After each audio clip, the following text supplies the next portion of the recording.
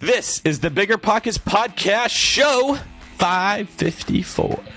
The big thing that I see that people do is they will justify buying something that's off brand for them because it made sense for someone else's story. And so if your goal is to have 10 single family houses, it doesn't matter what Cody does buying apartment buildings. You don't replicate that. You go buy your 10 houses. Stick to your goal, stick to who you are, because your story is worth more than any asset you're ever going to buy. It allows you to start over if you need to. What's going on, everyone? This is David Green, your host of the Bigger Pockets Podcast. And you are here because life isn't meant to be lived inside of a cubicle. At least that's what we believe here at Bigger Pockets, that real estate investing is the most efficient path to generational wealth, even if you're not starting with a ton of money. And we prove this by bringing on guests who show that it's not only possible, but inevitable that if you get educated and take daily action, you too can be as successful as you'd like to be. I'm here today with my co-host, Henry Washington, H. Wash, the Arkansas Wonder. Henry, what is going on? What's up, bud? It's so good to be here, man. This is so much fun. What an amazing opportunity. Thanks for having me. Oh, it's a blast. If you're listening to this on YouTube, check out Henry's shirt and hat. They're branded with his name. I love this, right?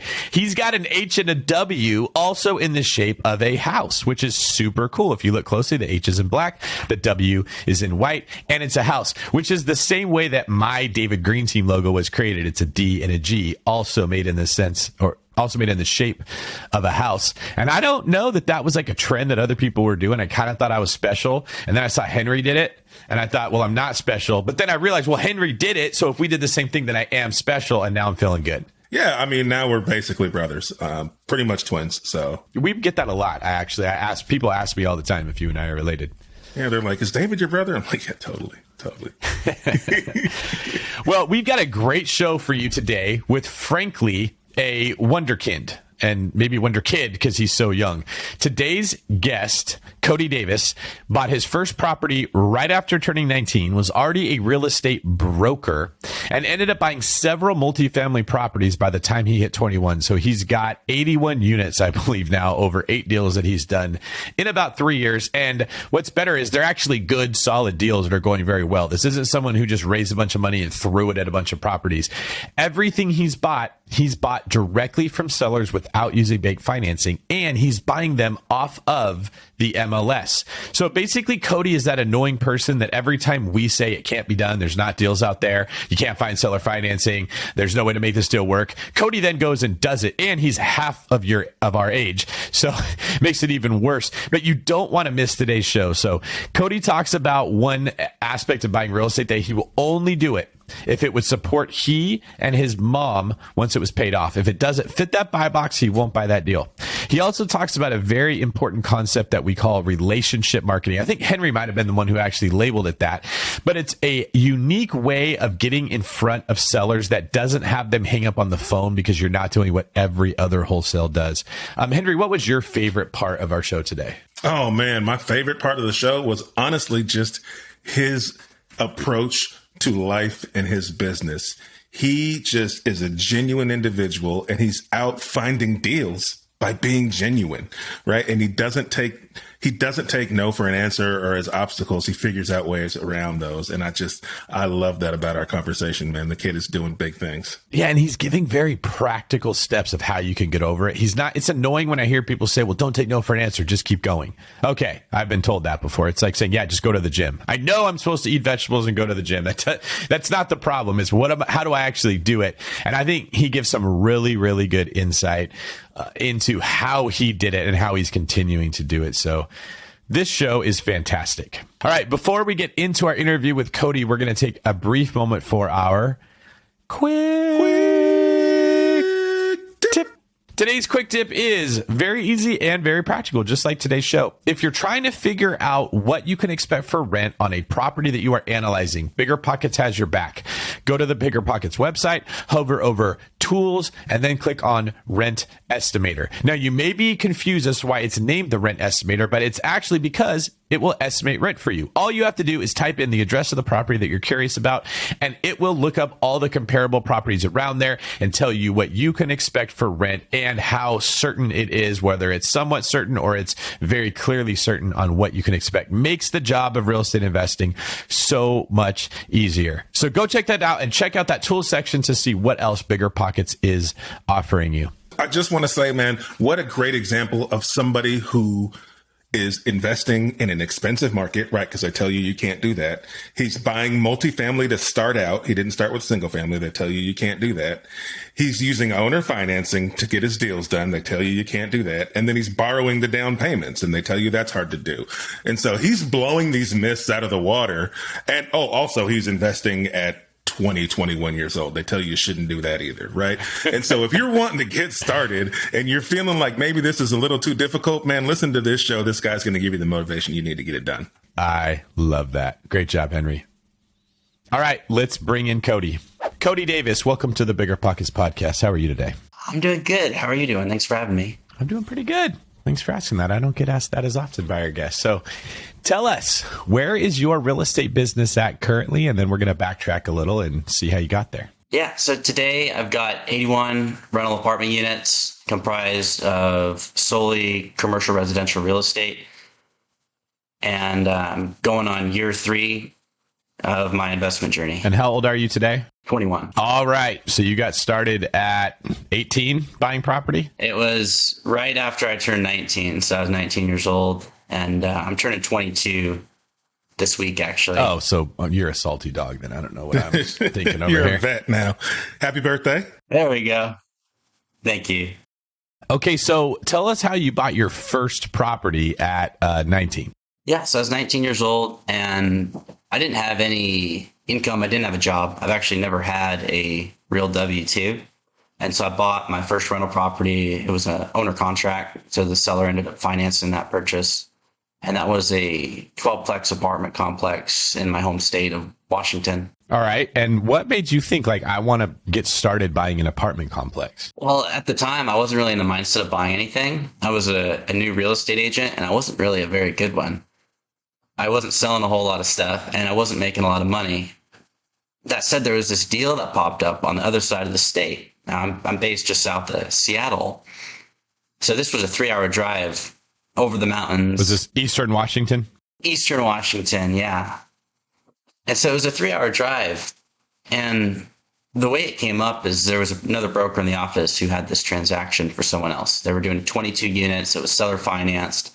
Buyer backed out, and the head of the brokerage I was working at the time just said, hey, why don't you go buy this? We'll just go raise the money. You can buy it. It'll cash flow, and you'll have your first rental. That was 22 units. I tried to do that, and the seller said no, because he had been strung along for a long period of time. And so he said, I'm not going to give you the 1-week extension we need. That kind of crushed me. And by kind of, I mean, it crushed me.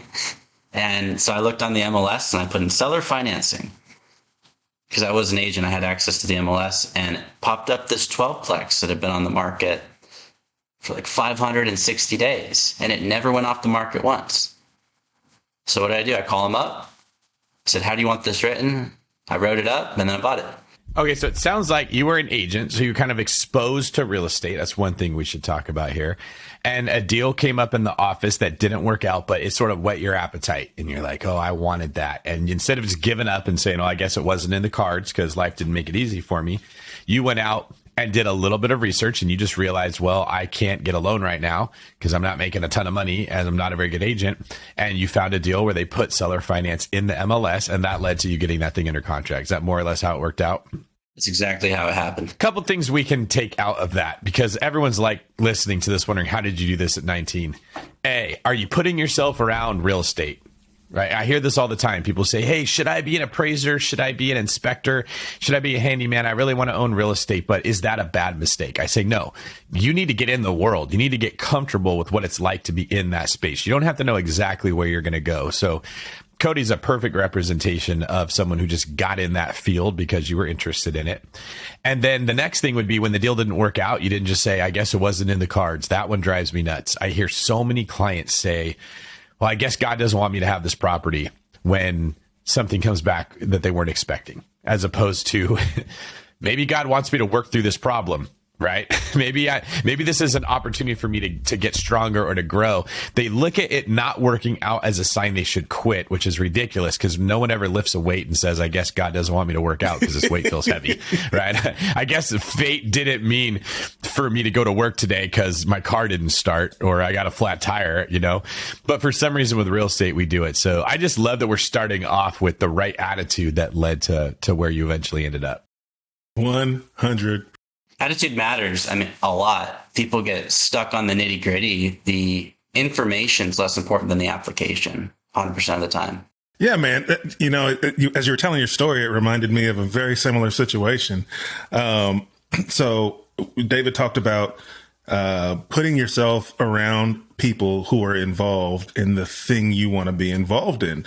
That's huge, right? But the other thing you did was you were also around other agents who understood investments and investment properties, which led to you finding an opportunity. Although you didn't close on that opportunity, you got to analyze it, make the offer, right? You got your foot in the door, and that's what whet your appetite to go and look for more. I have an 8-unit apartment building. I found it because my agent, who is also an investor, similar to you, he was in the office. The other agent that was selling it was talking about it was going to fall out of contract and, whoa, what are we going to do? And he immediately ran the numbers, called me up and said, hey, this is about to fall out of contract. Like literally today, if you come in at this number, I think we can lock it up. Right. And that's how I got my 8-unit deal. And so I always tell my students, you need to be in and around other investors as much as possible. Right. And if there's investors in your market having a conversation and you're new, you need to be in those rooms virtually, in person, because that's where you're going to meet some of the connections you want to meet, contractors, lenders. You're going to find deals that way. Professional athletes do it. Who do professional basketball players hang out with? Other professional basketball players. Because they get competitive advantages that way. And it's the same thing with real estate. Well, that's the same way that you come up with like turnovers in sports. If you're around the person with the ball, when the ball comes out, you're more likely to jump on that fumble. Right? It's easy to say, well, somebody else will get it. And majority of the time, somebody else will get it. But if you're there consistently when the opportunity comes, you jump on it. It already sounds like Cody, just right out the gate. I can tell that's a trait you've got. You're willing to put yourself in the game. You probably don't have a huge ego. You are humble and you want to learn. And all of a sudden, what looks like luck is actually just being in the right place at the right time. So why don't you tell me, what was it about that deal that made you think I want to buy that property? Well, I looked at every single deal that I own today, and I backtracked then because all my principles today are the same as they were then for the most part.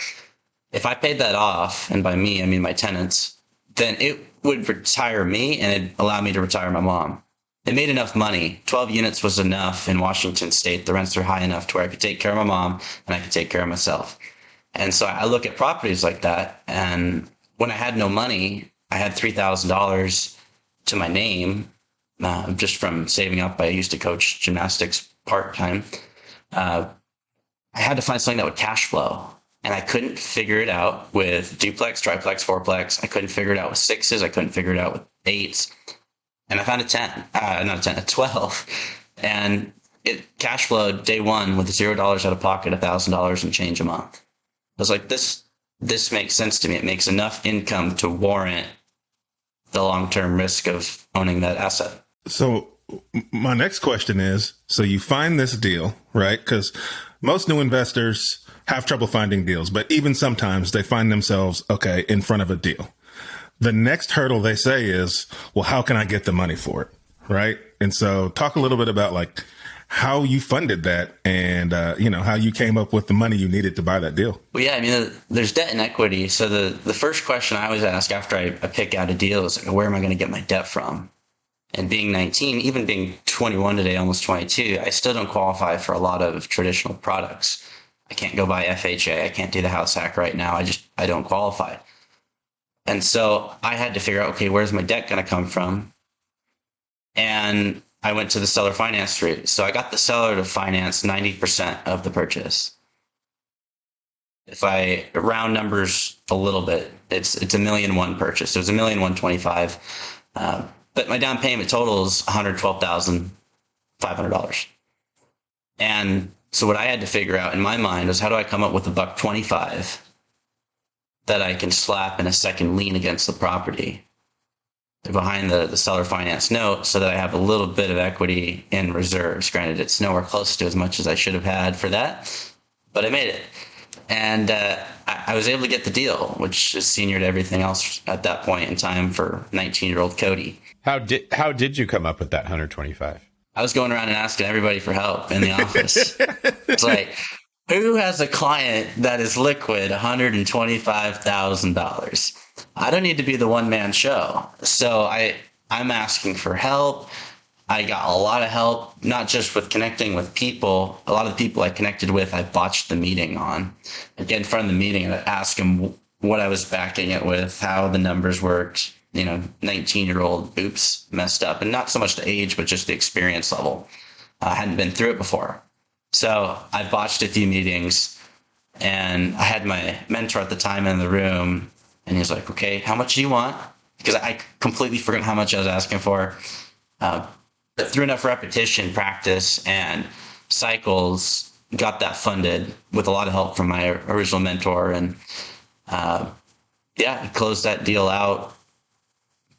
That said, I had a lot of help. I still had to do the steps. I still had to put in the reps. I still had to botch the meetings and make the presentation, make the pitch. Now, how did you convince the seller to give $1 million note to a 19-year-old with no experience investing in real estate? I called him up. I called the broker up, and I didn't really like working with this broker. But I called him up and said, hey, saw you have this deal. It's listed. I had a 22-unit complex just fall out of contract, which wasn't untrue. I wasn't the one on the contract, but it did fall out of contract. And I just said, hey, I had this deal fall apart. It was also seller financed. I want to write this up. And they said, okay, this is what we want. We want 20% down. I said, no can do. I'll do 15%. We got through negotiations after we were under contract and had a sticking point. Said, okay, I'll give you guys your price if you do 10% down. And I get a 30-year note, no balloons. And they went for it. So I have no balloon on that seller finance note. This is really cool news. So, Henry, why don't you go ahead? No, I was just going to say that's amazing, because a lot of these tactics are things that experienced investors deploy, and you did it, just starting out on essentially your first deal. And I love the attitude of, this is going to work or it's going to work. I'm going to get this done. And as you ran into roadblocks, you didn't see them as opportunities to quit. You saw them as opportunities to adjust your approach and either learn from that situation. Like, I love what you said about botching the meetings, because that is something we all have done. Because it's one thing to think about what you're going to say when you get in front of somebody who you're asking a bunch of money from, and it's another thing when you're actually in that meeting. And a lot of people do it with cold calls. They do it with finance meetings. As they get in there, the conversation actually starts happening. You start sweating. You figure you don't know what to say, and then you get embarrassed and you don't want to do it anymore. But you use that as an opportunity to grow, and I love that, man. That's the mindset that really leads to success. I appreciate you saying that. Yeah, it's a lot of work, but you stick with it long enough, it'll happen for folks. I truly believe that. If you look at this from the seller's perspective, and what I want to basically get at is, what pain was the seller in? Because there had to be a pain point for them to do this. They're giving up a cash flowing property, and they're not like, I would do that if I wanted to get into the equity of it so I could buy something else. But that would mean seller financing wouldn't be an option if I wanted to get the cash. So they were willing to hold a note for 30 years and trust a younger person with this deal. What was it about that property that they were trying to escape that caused you to be the answer for their problems? So what I found is that is the typical motive of operation, what people think when they're buying and selling properties on contracts. And I've flipped that model. Every single property I've ever purchased, all 81 units, are on seller finance notes. And I found the textbook answer is people do it for tax benefits. But that's not why people are giving me the owner contracts.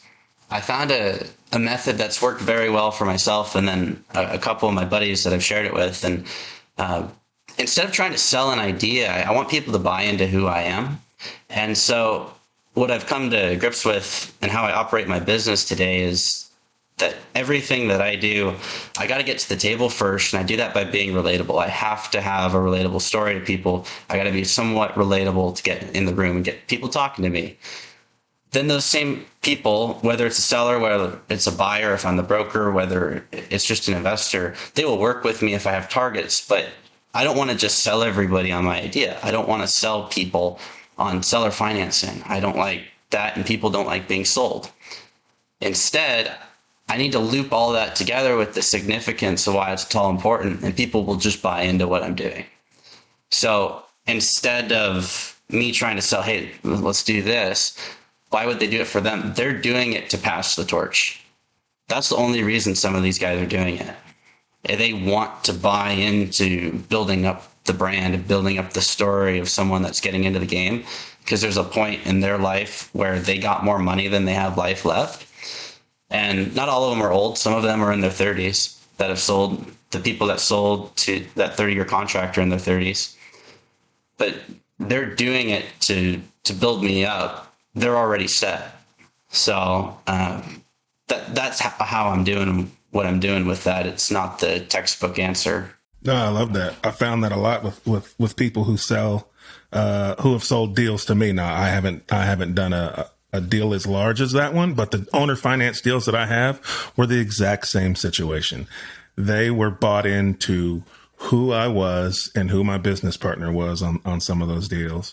And we were younger than them, and they wanted to be a part of our journey almost. And I totally get that. Absolutely. I think that just goes to show that, like we keep saying, real estate is a relationship business, and the people who try to treat it just transaction based don't last very long in this world, because oftentimes decisions get made for things that have nothing to do with numbers. And when we're buying a property, we tend to focus a lot on the numbers. That's how we're thinking. So it's easy to project that onto the seller. But Cody, that was a great answer. They wanted to feel like they did a good thing. They wanted to feel like they were a good person that was helping somebody else out, and they didn't need the numbers to work out. And that only works if you can relate to that person. Who your character is actually what is building your wealth right now in that sense. Right. And that's exactly it. And, you can be relatable and get to the table, but you have to have targets and significance behind those targets for them to actually buy in, is what I've found. It's the why. People that I do business with know me. They know what I'm doing, why I'm doing it. Like, I have to share all of that with them. And that all comes from the first contact. I don't call anybody anymore just to buy their property. That was the first property I ever did. Never did it again. I call to book a meeting to learn how they did what they did. And nobody's doing that today. All the wholesalers are calling, hey, I'd like to give you X on your property. I found that's such a big turnoff today that it didn't necessarily used to be, but today more so than ever, people just hate it. And so I just book a meeting with them. And I learned that people that own real estate know other people that own real estate. And it was this magical circle that they just connect me with everybody. And so it's this natural lift up. Yeah, I like that, because I learned a similar strategy from a storage unit investor who's a good friend of mine, but he kind of put me on to that relationship marketing. And so instead of marketing to facilities as a means to say, hey, I want to buy your facility, he markets to them to say, hey, I'd like to meet you and sit down and have lunch with you. I'm also a storage unit investor in the area. And so he markets to the storage owners, but based on building a relationship. And so then he meets these people, he has lunch with them, they talk shop, they talk real estate, and they may or may not be willing to sell at the time. But when they are, he's who they think about. And usually some of these owners, especially these mom and pop owners, they know who's buying and who's selling. So they know old Jim down the street is looking to sell his 12-unit apartment building. And so he's bought tons of assets by marketing for relationships. I think that's brilliant, man. Cody, you're smiling. What do you have to say about that? No, I just like listening to Henry's story. I like listening when other people connect. See, Henry, he's doing it to you. You're being relationship marketed right now, right. And it's working. Right. Look how much Henry is smiling. I've got a deal to sell you.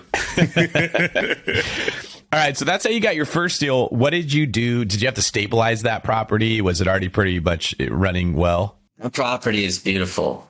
That it's right next to Microsoft. There's a lot of data centers over in Central Washington. So this place is next to Microsoft. It's next to a school.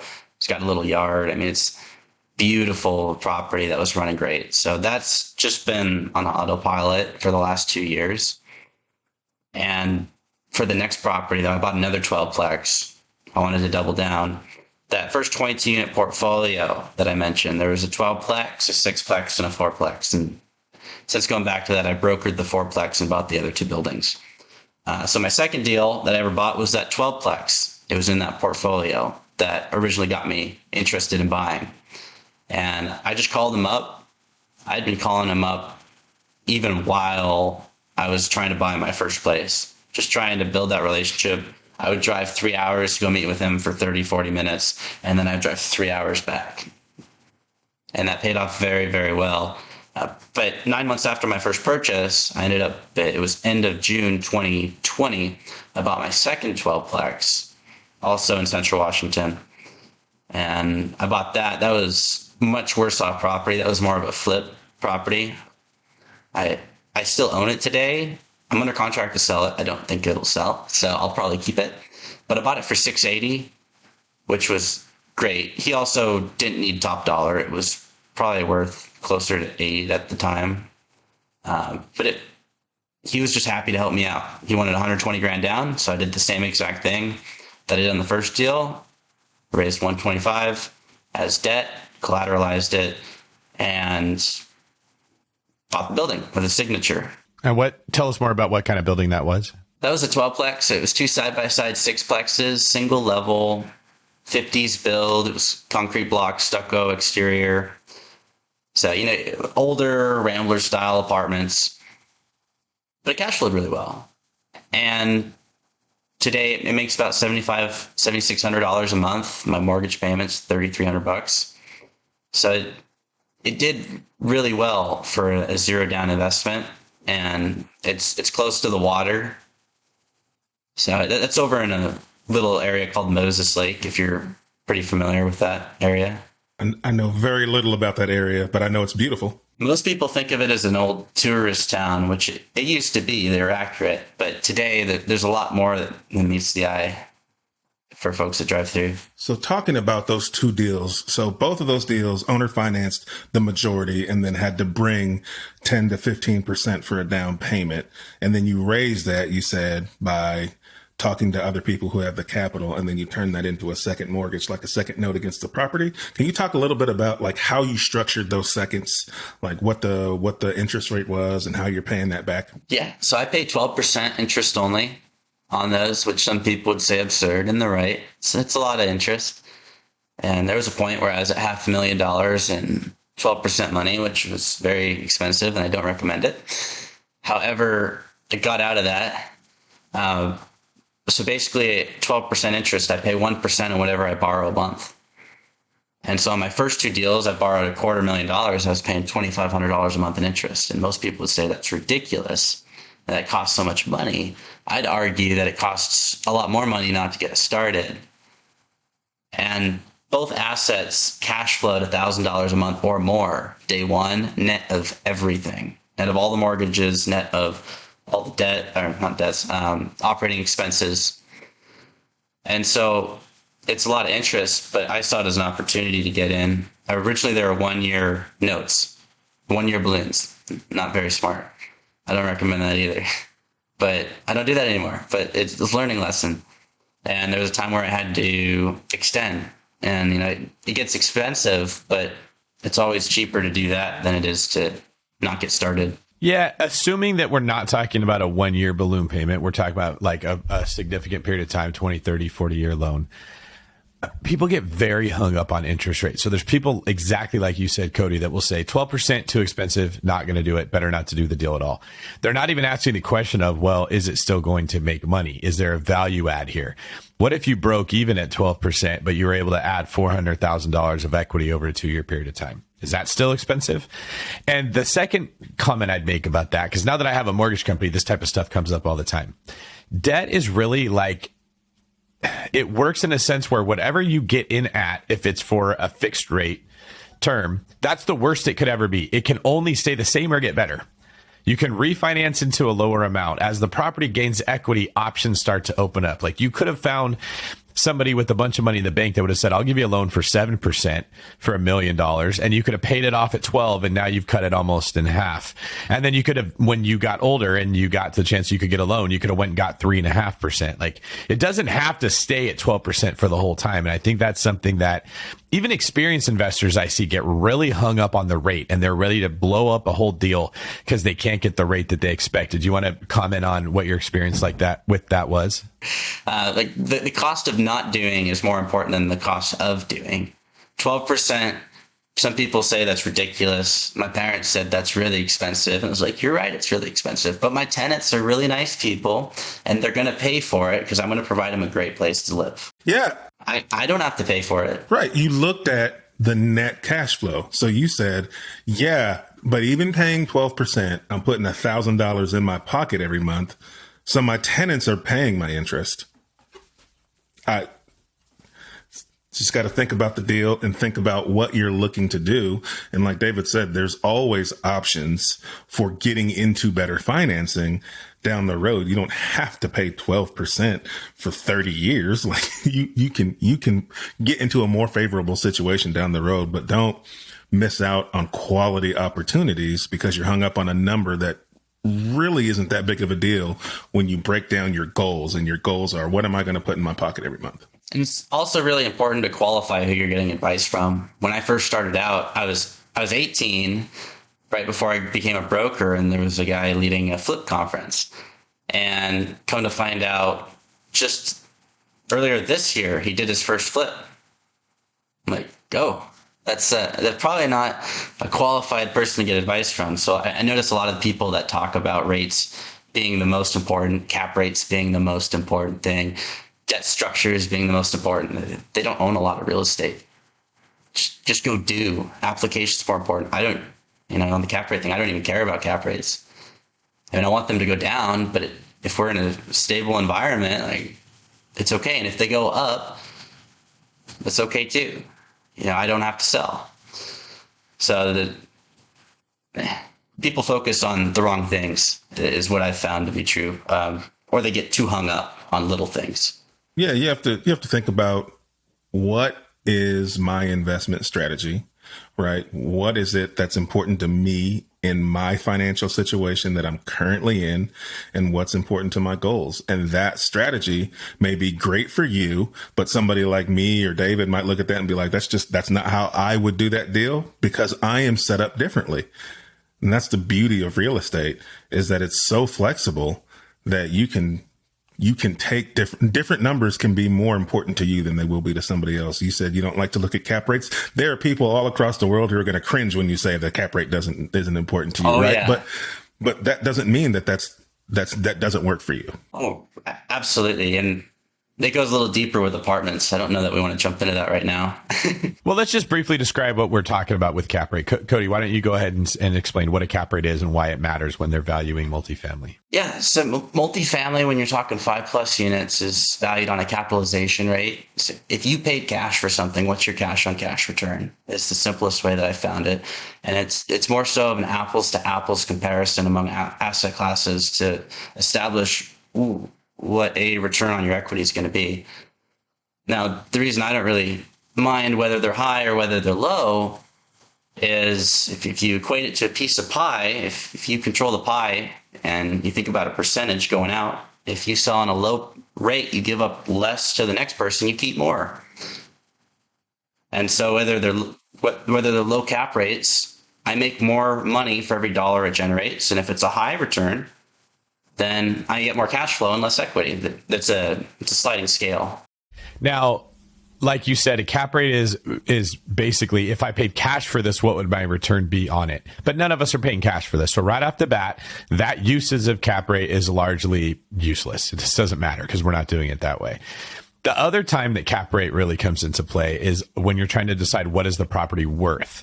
So that's when you're going to take your net operating income, you divide it by the cap rate, or maybe it's vice versa. But the lower the cap rate is, the lower number you're dividing your net operating income by. So the bigger number that you get when the property is valued. But again, that's also only applicable if you're looking to exit. Now, the reason that you hear so many people hammering cap rate is because of the syndications that are happening, where properties have to be exited to pay back investors. So they're playing this game of musical chairs, and they know the music will stop at some point, and they're very concerned about where that cap rate is when the music stops, because there's more risk. They got to pay people back, right? Syndications do own real estate, but they're not in control of that asset. Like if one of us buys real estate and we have, it's ours and we can choose when we get in, when we get out, when we refinance. Syndications are different. And that's why cap rate becomes very, very critical and talked about so much. If you're listening to this and you're hearing it and you heard Cody say, I don't care, understand that what he's saying is, I'm not playing by those rules. The music doesn't stop for me. I choose when I'm going to sit down, and I choose if I keep circling these chairs, because you own, at least my understanding is, Cody, you own the properties. Is that right? Oh yeah, they're mine. I don't syndicate. I haven't syndicated a deal yet. May get there someday. So to Henry's point about why real estate is awesome, because you find the same principle that like I mentioned with interest rates, they can't go up if it's a fixed rate, but they could go down. You could get more favorable financing, but if you don't find it, at minimum, you get to stay with what you were okay with. A lot of other things in real estate work that way too. Rents just rarely ever go down. Like, it's very hard for me to imagine a time where they would go down unless we were in like a deflationary environment or something like that. But even then, if the rents go down in that environment, the money that you're getting paid, even though it's less, is worth more. So I still, you might not be losing in that, right? But rents do frequently go up. So if it cash flows on day one, the odds of it getting worse for you are very small. The odds of it getting better for you are very big. That makes it a safer play. When it comes to like, well, what if the property values go down? Like Cody said, I don't care. I'll just keep it and collect rent. I'm not forced to exit when the values go down. Well, what if the values go up? Well, then I get to look at if I want to sell it and go buy something else. There's so many ways in real estate where your floor is covered, but your ceiling is limitless. You just can't often explode in one move. It's not like buying a cryptocurrency that 1,000x's over a week or something, right? Like, it happens in increments, but it is still like so geared towards benefiting the people who are owning it if you have the long time frame. And it's scary to think about how someone like you, Cody, who got started at 19, how much time you had ahead of you for this to work in your favor. I mean, do you just lay at night thinking about that sometimes? I fall asleep pretty dang quick because I'm running all day long. But maybe one day I'll have that luxury. We'll do it. All right. So what I want to ask you is, we often talk about getting the property, how we find the deal. And that is very important. You make your money when you buy. That's the most important part, I think. But right behind it is actually operating and managing that thing. And I found, like, I don't have kids, but I know that there's a lot of people I know that were like, I got to have kids. Having kids consumed their thoughts. And then they finally had kids and they're like, oh my God, what did I do? These things are just running me to the ground, right? You don't think about the work of being a parent when you just want to have a kid, just like you don't think about the work of being a landlord when you want to buy a property. What can you share about what your experience has been like, how you've navigated those waters, how you've kept it from making you hate real estate? Well, that comes down your last point about not hating the real estate. I had to buy something that was big enough to support my mission, to support the why. It could retire my mom and retire myself if it was paid off. I kept that in my mind. That I go back to that every single time I look at buying something. But for the management piece, I started out managing it myself.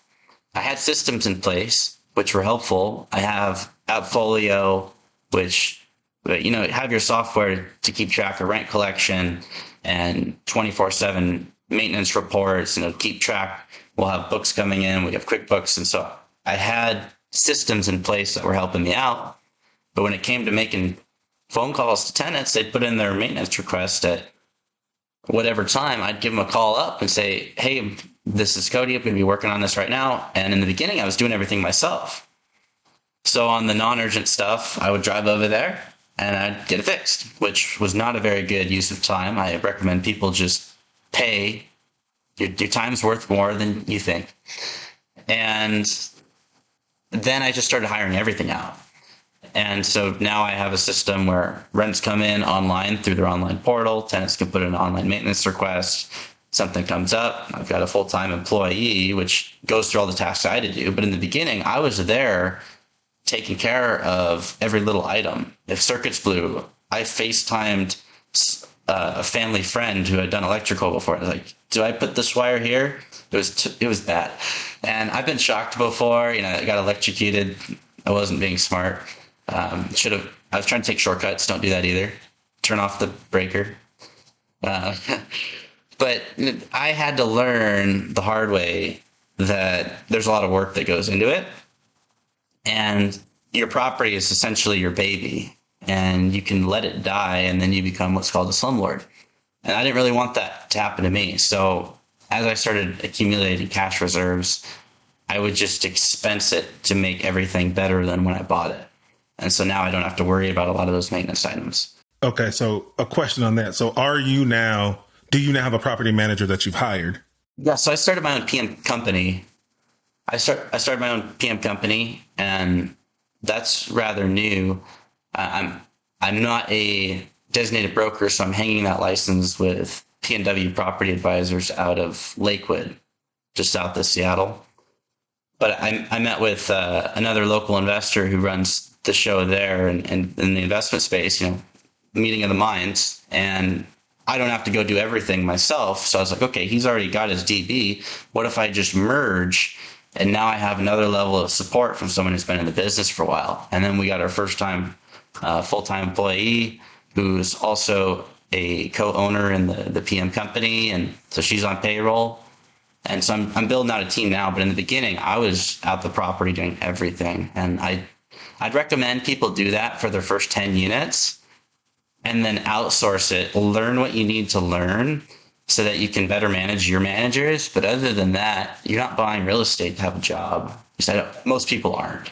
If you are, then do it. But that wasn't my thing. Henry, what's your experience been like with that? I agree wholeheartedly. So I have a mix. So I have 81 units, but I self-manage about a third of them. And then I 50-50 manage another third. And then I have the third is managed professionally. And there's pros and cons to each, right? And I say my wife is handling property management for us. And so it's similar to you, which is kind of what I was going to touch on, is there's a difference between self-managed and property management. You need a different skill set to make sure that things are going in a way that's going to be financially beneficial to you. But I love the option of really what you're doing is you're in-housing it, right? You've become your own property management company. So you've in-housed your property management. Because what I find is what makes hiring property management difficult is because we as investors have our own way of doing things. We have our own kind of, ways of operating. A lot of us want to be, super integrity focused, right? Or maybe you're more people focused, right? Your way of operating isn't always the same way a company's going to operate. And sometimes that can be difficult when you're managing your manager, because they might not handle a situation the same way as you. Because whereas a situation, they're going to try to fix something in the most cost effective way, and that might not be how I want to handle that situation, right? And so when you in-house management, I like that because you kind of get that mix of professional management, but you get it done based on the way you would operate business, and it's a great mix. Best practices. I don't really want to focus on the money over the person. That's very similar to how I've done things with my businesses. Is they're all, well, I'm referring my friends out to other agents, and those agents aren't doing a good job. I'll get my license. And then I can't help all these people. I got to hire other people and train them. So I'll start a real estate team. And then I'm tired of the lender not answering the questions or me coming up with a solution and giving it to the lender. So I'm just going to start a loan company. And then the property management and construction will be the next two things that are on my plate. If you're listening, I'm looking to start a business in California, right? Because I get tired of having like the whole, who's the contractor going to be? Can I get a detailed scope of work? Can they answer their phone? Is so frustrating that eventually you just go start your own thing. So I love that you're doing that, Cody, because the world needs the people that actually run the asset to train the person how to do it, so that when someone else buys an apartment in that area, they know they're getting a good property manager that's been trained in the way you want it done, instead of a person that bought a franchise and doesn't know how this whole thing works and kind of does the bare minimum and gives real estate everywhere a bad name. Slumlords is the word, but it's often poor property managers not doing a good job for either party. They don't do a good job for the owner because they just want to spend all your money, because that's the fastest way to get the thing solved. Is they're like, yeah, you spend $3,000 on this thing, and then I look into it and we can do it for $400. Now I don't trust them, so I don't use them. And then on the same side, they just blow the tenants off who have legit concerns because they don't want to talk to us. So that is such a crucial component in the relationship of real estate between the tenants and the landlords. 100% agree. Are you looking to manage other people's properties through your property management company, or are you just keeping it to yours? We'll go third party. We launched for third party for one. It was a mid-sized multifamily. It was above 10 units. And the way that was put together, I didn't see any of the due diligence. We came on after they closed, and they totally botched it. I mean, it's no fault of the buyer. It was their representation did not do due diligence. And so we're not actively taking on new third party until we fix the situation for the buyer, because they're in a mess. We were told when we first onboarded and we're talking with them that, hey, we've got great units, they're rentable. First time we walk in, there's standing water on the floor. Oh, that's less than ideal, not really habitable. So we need to build up our systems first a little bit more before we really scale that out, because we're finding that we can depend on dependable information. It's just hard to get that sometimes. So I got one last question before we move to the deal deep dive. What do you see, Cody, in your future? Where are you headed towards? Yeah, so I've got one business partner. His name's Christian, and we started buying together. He's a buddy of mine. We've known each other for about a year, and he and I loved doing the seller finance stuff. We connected last year, and since then he went from 0 to 55 units, and now we're just trying to scale together. But long term, what we really want to do is we want to get to 100 units paid off, so we have a foundation together, and then scale up independently. And the reason behind that is my family has a lot of health issues that they've had to overcome, and I know there's a lot of other families in the world that have to go through the same thing, where a sister gets type 1 diabetes at a very young age, and that becomes financially a burden for the family. And I know there's other families that have financial struggles like that. You make good money, but it all goes out because something pops up, for better or for worse. But you got to do it because it's family. And so I want to build up a portfolio that allows me to not only take care of my family, but show other people how to take care of theirs, and give other people the opportunities where if I have a free and clear portfolio, I can do an owner contract for someone, give them an opportunity when they have no money, because it won't matter for me. I'll have more money than I have, like I mentioned earlier, life. So that is where this goes for me, and that's why I'm able to push so hard. I love that answer. All right, we will move this along to the next segment of the show, the Deal Deep Dive. All right, Cody, this is the segment of the show where we are going to dive deep into a specific deal that you have done. First question, what kind of property is it? This was a 38-unit apartment complex. Awesome. Next question, how'd you find it? It was on the market. Like LoopNet? No, it was just on the MLS. Okay, on the MLS. Awesome. And did you find it yourself, or did you have an agent that looked it up for you? I found it. Okay. How much was it listed for, and how much did you buy it for? $2 million and $2 million. I don't fight on price. So how'd you fund that deal? It was also seller financed. And so the seller ended up funding $1.7 million for me on a contract, 4% interest. And the $300,000 came from equity. I actually bought that with 3 capital partners on which I have buyout agreements for. But they fronted the 300. I'm fronting the renovation cost with my buddy Christian. We went and bought that together. And upon stabilization, we're going to refi, cash out the other investors, and we'll have an asset to ourselves. All right. How did you negotiate the price? It sounds like you didn't negotiate the price. So how did you negotiate the terms? Yeah, when it came to the terms, I just needed to figure out what they wanted. The couple who is selling, I believe, is in their 90s, early 90s, late 80s. They said they need $10,000 a month, but they only wanted 4% interest. And so I saw 4% interest loans, like $8,100 a month. So I worked the terms to where the majority of my monthly payments go to principal, which starts whacking down that loan amount. So I get them what they want. It's a little bit more cash flow intensive on the front end, where it's going to eat up a little bit of the cash flow. However, I'm getting a massive equity bump over the course of 5 years. And so I just focused on, okay, what do they really need? They're old. They just need monthly consistent income. Then I'm going to get them that. But the problem was that half the tenants weren't paying when I bought it. And so I can't afford $10,000 a month negative. And so what I did is I negotiated down to a $7,000 a month mortgage for the first half year. It was for 6 months. And then it goes up to the $10,000 a month. And all the extra is principal pay down in addition to what's already being paid down. So what did you do with the property? Flip, rent, burr? I'm going to keep that forever. So I'm going to get that place stabilized. The rents on there have never been raised since 1991.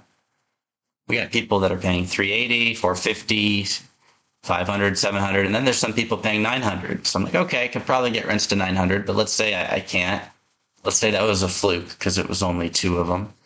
And so I get rents to $700. Well, $700, the property is worth $3.2 million. And I bought it for 2. Everyone told me I was overpaying for it because it needs a lot of work. It's like, I have $1.2 million in upside here, and it's going to cash flow. And so I'm going to get it up to where I need it to be. I'm in the middle of the process right now. I am renovating to granite countertops, new everything. I'm gutting all the units. And I want this to be the nicest complex in that area. And it's definitely got one of the best street corners. I buy for the location more so than just what it looks like. And so I'm renovating that. I think stabilized, it's worth $4.5 million. But if I can get it just to the 3.2, I can go get 75% loan on that. I can go start cashing people out and have a little bit of equity left over to keep the asset forever. Absolutely. That's awesome. You focus on all the right things and you avoided worrying about all the wrong things. It's such a good story. Last question. What lessons did you learn from this deal? Lessons I learned is that the cost to rehab those units was a lot more than I thought it was going to be. I thought it was going to be $10,000 and I'm dropping $25 a door. Well, that part of that could be at the time you were looking at it. That was closer to what it might have been, but things change over time. And so that's a very real problem a lot of people are having right now. Yeah. Well, learning lessons. Me, that guy. This guy's having that problem right now. All right. That was the Deal Deep. Let's head over to the fire round. All right, Cody, this is the segment of the show where Henry and I will fire questions at you that come directly out of the BiggerPockets forums. Henry, why don't you start? All right. Question number 1. Are there any risks to using non-bank financing? If so, what are they? Well, there's risk to using financing in general. The problem is if you don't have, there's lots of ways to structure it. If like you could do a land contract, that could get a little bit messier than if you just do a standard promissory note and deed of trust. If you don't structure it the right way, you can find problems if people pass, or there's lots of little minute details. But as long as you have an attorney to draft up your notes and your deeds, like everything is controllable. You just have to make sure that all the right parties sign off on everything you need signed off on. Wonderful. Next question. What are some of your steps for identifying an investor or a mentor? I need to see what they've done, and I need to see who they are. I don't really care if they're super flashy. I don't care if they're behind the books. I want to know what they do when times are great, and I want to know what they do when times are tough. Some people say that you really find out who someone is when times are tough, and I'll flip that and say you find out who people are when times are good, because they're going to be amplified by the money they have. So I want to look at them in both down times and up times, because people change when they get money. For better or for worse, they do. And I want to know who that person is, because I know I'm going to make it. And if I'm associating it with them, like, I have to know that they're going to be the same person when we have $200 million each than when we have 200,000. Such a good point. Or 2,000. I heard a quote one time that said something like 1 out of every 10 people can make it through adversity. But out of that one, only 1 out of every 10 people that could handle that can make it through prosperity. It is much more difficult to carry the weight of prosperity than it is adversity. And I would say at what I've found in life, that's absolutely true. It's one of the reasons why you just have to date when you're getting to know somebody as a business partner. You can't just jump in and say, hey, you want to buy a deal? I want to buy a deal. Let's just do it. Because the person they were at the time that you did the deal is not the person they're going to be if the deal goes well or if the deal goes sour. And so it's a very difficult way, Cody. You're very wise, especially for your age, to be looking at that. That's one of the reasons that I don't partner a ton, is I've got a lot of people that I'm kind of considering as partners, but I know, like you said, if you get with me, you're going to be successful, right? Otherwise, that means I failed us, and I'm not going to let that happen. So when that happens, am I going to like you, or am I going to hate you? Or am I going to be dealing with someone coming back to renegotiate and say, I want a bigger piece than what we agreed of, because now they got a taste of money and they want more? Or are they going to have the same character at that point that they did in the beginning? Absolutely. Awesome, man. Number 3. So the question is, how are you picking the markets that you invest in currently? If you're just investing where you are, then maybe talk about how are you picking the locations within your market you're investing in? Yeah, so I'm in 2 markets. I'm over in Central Washington, and then I'm in Tukwila. And Tukwila is just south of Seattle. I've got a small apartment complex there. That was also an owner contract. But the way I pick my markets is I just want to know if people are happy there, and I want to know if people are moving. It's one thing to see that people are moving there, but if they're actually happy, like I go to Seattle, I don't see any happy people. I just don't. I see tents everywhere, and you can't move the tents. So people are like, I know investors there that are just, they're, mad, to say the least, because of what's going on in that environment. So I don't want to buy somewhere that's like that. I'm going to go to a city or go to a town. I'm going to drive the streets. I want to know if the streets are taken care of. I want to see if people are smiling, if they're going to wave at you. I want to look at job growth. I want to look at who's actually there employing the people that are going to live, like who's going to be my typical tenant. And more so than just that, when I go to like a neighborhood perspective, if I wouldn't live there, why would my tenants?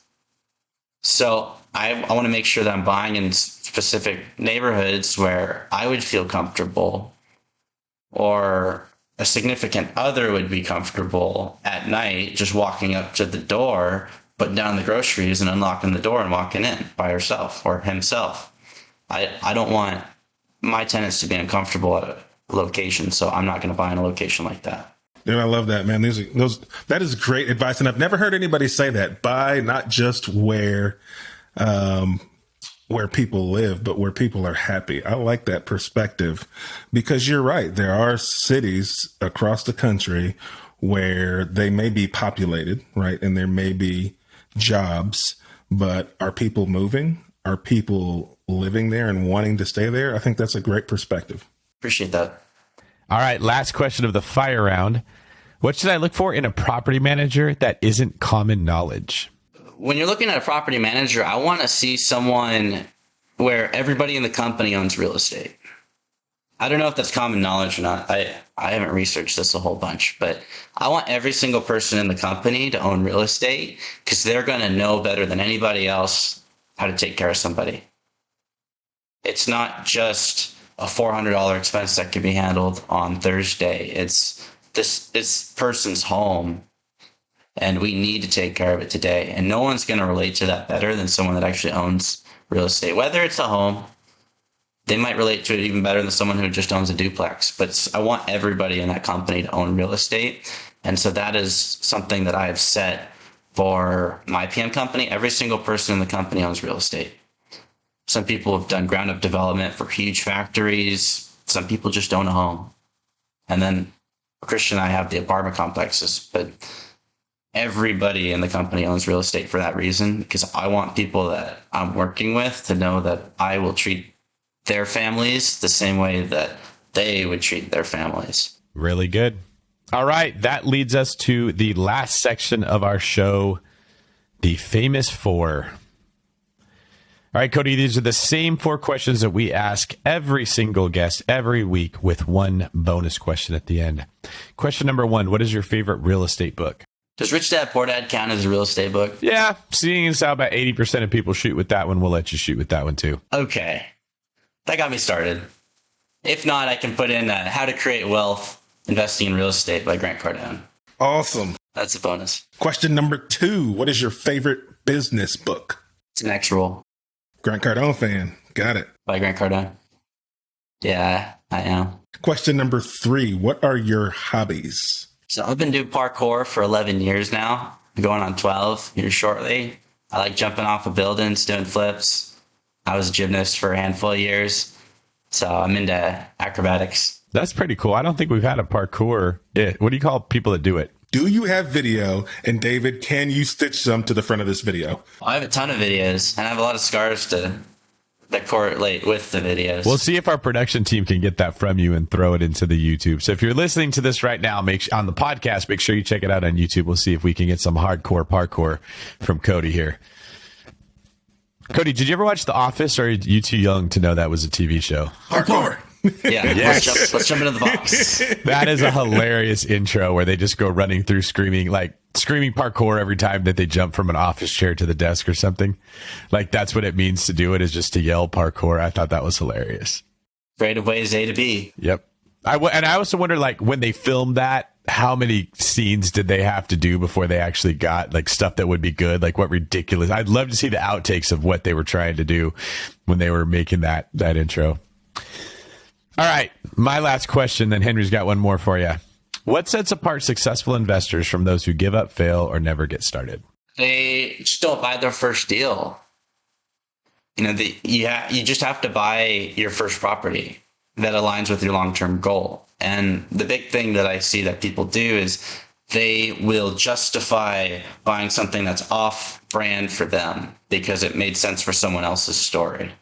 And so if your goal is to have 10 single-family houses, it doesn't matter what Cody does buying apartment buildings. You don't replicate that. You go buy your 10 houses. Stick to your goal. Stick to who you are, because your story is worth more than any asset you're ever going to buy. It allows you to start over if you need to. What a great quote. Your story is worth more than any asset you buy. I love that.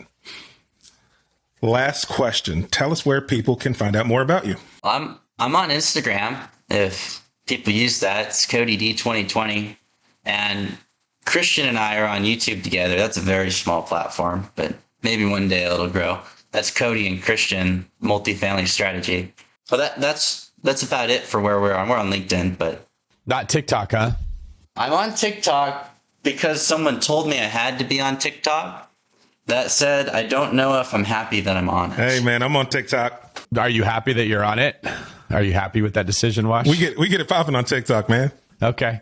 I've been warned by Brandon, stay far away from it, that it is addictive. It's a gateway drug into other things. So I myself am not on there, but we are going to be making one for the David Green team. And I'm going to have one of the younger people on the team actually run the TikTok account. What you won't see from me is that ridiculous dance where they like point at the bubbles and they do this thing. Like, can that thing die fast enough? I noticed a lot of the TikTok people that are super like huge in the real estate space don't actually do a lot of real estate stuff. So it's just, I haven't found my way into that. Unfortunately, in our world, if you're huge at all, you probably don't do much of what we're actually talking about here. You don't get huge by being really good at real estate investing. You get huge by being very attractive or very inspiring or very controversial or very anything other than practical. So like Cody's the person that people should be listening to, but you're not going to get nearly as many YouTube video watches as somebody who just has a really good production and they have a very fun personality that everyone goes to.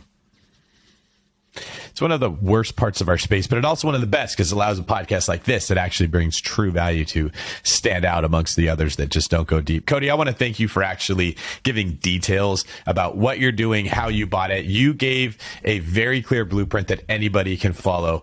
Don't hit people up and say, I'll give you this much for your house, which is what they're used to getting, or your property. Say, I'd love to hear your story.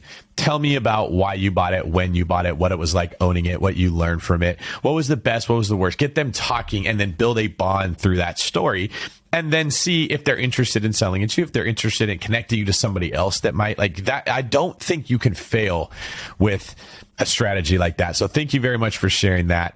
Henry, I'm going to leave you with the last word, and you too, Cody. Yeah, man. Thank you so much, Cody. I love your perspective on life. I love your perspective on business.